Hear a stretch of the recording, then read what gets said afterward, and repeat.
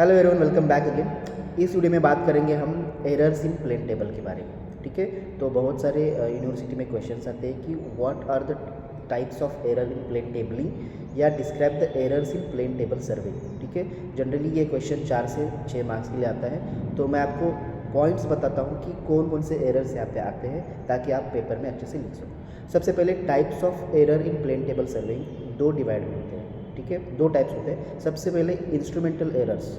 अगर इंस्ट्रूमेंट में ही डिफेक्ट है, हर एक इंस्ट्रूमेंट में डिफेक्ट है, जैसे ट्रफ कंपास है, नीडल अच्छे से नहीं है, या प्लेन टेबल सर्वे का या प्लेन टेबल उसका प्लेन नहीं है, ठीक है, तो वहाँ पे इंस्ट्रूमेंटल एरर्स आने के ज़्यादा चांसेस है। ठीक है, तो जितने भी अगर थोड़ा भी डिफेक्ट होगा प्लेन टेबल सर्वे के इंस्ट्रूमेंट्स में, तो वो सारे एरर्स इंस्ट्रूमेंटल एरर्स में आते हैं। ठीक है, तो बहुत सारे इंस्ट्रूमेंट्स हम यूज़ करते हैं प्लेन टेबल सर्वे में, जैसे कि हम यूज़ करते हैं प्लम्बिंग फोर्क का यूज़ करते हैं, एलिडेट का यूज़ करते हैं। ठीक है, अगर साइटिंग वेन या ऑब्जेक्ट वेन ख़राब होगी तो उस चीज़ में हम प्रॉपरली कोई रेंजिंग रॉड को हम बाइसेक्ट नहीं कर सकते। तो ये हो गए इंस्ट्रूमेंटल एरर्स। तो ये एक ही है कि जितने भी इंस्ट्रूमेंटल एरर्स अगर डिफेक्ट होते हैं तो हम प्लेन टेबल सर्वे को अच्छे से इस्तेमाल नहीं कर सकते। उसके बाद में आते हैं कि errors due to manipulation and sighting, मतलब ये जो होते हैं पर्सनल एरर्स होते हैं, यानी ऑब्जर्वर के एरर्स होते हैं। ठीक है, तो पहला एरर है नॉन हॉरिजॉन्टलिटी ऑफ बोर्ड, मतलब जो हम प्लेन टेबल इस्तेमाल करते हैं अगर वो हॉरिजॉन्टल ही नहीं रहेगा तो भी जितने भी हमने साइटिंग किए हैं या जो भी ऑब्जेक्ट हमने बाइसेक्ट किए हैं, ठीक है, तो वो हमको हमको मतलब वहाँ उसके अंदर वो साइटिंग में एरर्स आने के चांसेस होते हैं। तो जब भी हम प्लेन टेबल सर्वे को या प्लेन टेबल कंडक्ट करेंगे तो प्लेन टेबल जो है एज पर एज पॉसिबल वो कैसा होना चाहिए, हॉरिजॉन्टल पोजीशन पे होना चाहिए, उसका टॉप सरफेस जो प्लेन होना चाहिए। ठीक है, तो ये इम्पॉर्टेंट है। नेक्स्ट है डिफेक्टिव साइटिंग। अब ये ऑब्जर्वर का ही एरर है। ठीक है, अगर उसने प्रॉपरली साइटिंग नहीं किया, साइटिंग यानी क्या कि पर्टिकुलर ऑब्जेक्ट को देखना, अगर उसने ऑब्जेक्ट को अच्छे से नहीं देखा या प्रॉपरली साइट ही नहीं किया, ठीक है, या देखा नहीं ऑब्जेक्ट को, तो वहाँ पे क्या होता है, एरर्स आने के चांसेस होते हैं। तो जब भी रेंजिंग रॉड को देखें या कोई भी ऑब्जेक्ट हो तो बराबर उस सेंटर को क्या करें, हम बाइसेक्ट करें, या रेंजिंग रॉड का जो लोअर एंड है, जो पॉइंट हमें बाइसेक्ट करना है, उस पॉइंट को भी हम क्या कर सकते हैं, बाइसेक्ट कर सकते हैं। ओके, तो ये हो गया डिफेक्टिव साइटिंग। उसके बाद में डिफेक्टिव ओरिएंटेशन। ओरिएंटेशन का मतलब क्या होता है कि जो भी हमारे प्लेन टेबल की जो डायरेक्शन होती है वो डायरेक्शन जो है वो इंडिकेट करती है ओरिएंटेशन में। मतलब अलग अलग जगह, जैसे कि इंटरसेक्शन मेथड हमने इस्तेमाल की, तो इंटरसेक्शन मेथड में हमें क्या होता है कि पर्टिकुलर उस डायरेक्शन, मतलब 1 2 3 रीडिंग लेते हैं हम, तो फर्स्ट रीडिंग उसी ओरिएंटेशन से लेना है। सेकंड रीडिंग अगर वो ओरिएंटेशन में नहीं रहेगा या सेम डायरेक्शन में नहीं रहेगा तो एरर आने के चांसेस होते हैं। तो एज़ फार एज पॉसिबल जो भी डायरेक्शन होता है पर्टिकुलर प्लेन टेबल का, वो क्या होना चाहिए, सेम ओरिएंटेशन में होना चाहिए। ठीक है, तो ओरिएंटेशन बहुत इंपॉर्टेंट है।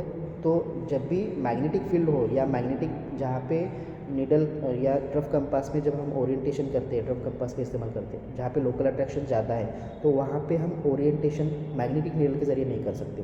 तो वहाँ पे हमको डायरेक्टली जो अपना एलिडेट है बाय साइटिंग, ठीक है, साइटिंग का इस्तेमाल कर सकते हैं। हम क्या कर सकते हैं, हम प्रॉपरली ओरिएंटेशन कर सकते हैं। याद रखें, अगर ट्रैवर्सिंग मेथड करते हैं तो हर जगह पे ओरिएंटेशन का मतलब क्या है कि जो भी नॉर्थ डायरेक्शन सीट के ऊपर होती है, हर एक पॉइंट के ऊपर नॉर्थ डायरेक्शन उसी लेवल पे या उसी लाइन में होनी चाहिए। तो ये हमें सिर्फ बैक साइटिंग मेथड से करना चाहिए, जहाँ पे लोकल अट्रैक्शन ज़्यादा होता है या जहाँ पे हम मैग्नेटिक नीडल का इस्तेमाल नहीं कर सकते। तो ये होता है डिफेक्टिव ओरिएंटेशन। सो ओरिएंटेशन बहुत इंपॉर्टेंट है प्लेन टेबल सर्वे कंडक्ट करते वक्त। नेक्स्ट है movement of board between sides. मतलब हमको क्या होता है कि ज़्यादा हेवी इंस्ट्रूमेंट्स होने की वजह से क्या होता है कि हम एक साइड से दूसरे साइड, यानी एक पॉइंट से दूसरे पॉइंट को हम प्लेन टेबल जब कैरी करते हैं तो ये मूवमेंट होती है। ठीक है, तो मूवमेंट के बाद जो भी ओरिएंटेशन यहाँ पे होना चाहिए वहाँ पे भी सेम ओरिएंटेशन होना चाहिए। अगर हमने वो कैरी नहीं किया या अच्छे से उसको हमने ओरिएंट नहीं किया तो एरर्स ज़्यादा आने के चांसेस हैं। ठीक है, तो इस ऑर्डर को, in order to avoid error due to moment of board, it is always advisable to check the orientation. मतलब एडवाइस क्या है कि at the end of observation जो भी ओरिएंटेशन है कि वो सही है या नहीं, लास्ट में हम चेक करना है। मतलब स्टार्टिंग में भी चेक करो और लास्ट में भी चेक करो, ताकि कोई भी हमने जो मेजरमेंट लिया है उसमें एरर ना आए। उसके बाद में है इनएक्यूरेट सेंटरिंग। ये बहुत ही इम्पोर्टेंट है। इनएक्यूरेट सेंटरिंग मतलब क्या कि अगर हमने ग्राउंड का पॉइंट प्रॉपरली शीट के ऊपर ट्रांसफ़र नहीं किया तो वहाँ पे इनएक्यूरेट सेंटरिंग हो सकता है। सेंटरिंग यानी क्या, to place the instrument exactly over the station point.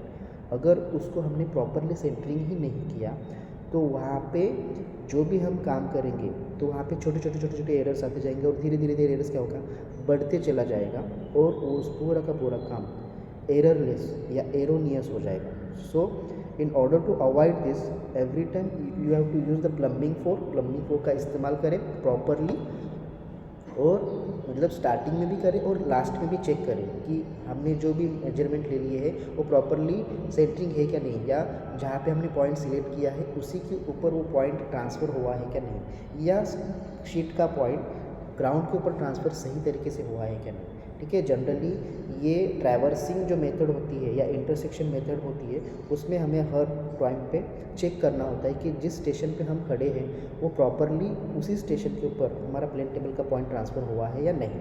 ठीक है, तो ये सारी इंपॉर्टेंट चीज़ें हैं। सबसे पहले मैं आपको फिर से रिवाइज़ करता हूँ। इंस्ट्रूमेंटल एरर्स, अगर डिफेक्ट होते हैं इंस्ट्रूमेंट में तो इंस्ट्रूमेंटल एरर्स में आएगा, और error due to manipulation and sighting उसमें क्या आएगा, non horizontality of board, defective sighting, defective orientation, movement of the board from between the sides and inaccurate centring. In 4-5 point को आप याद रखें और प्रॉपरली पेपर में लिखें।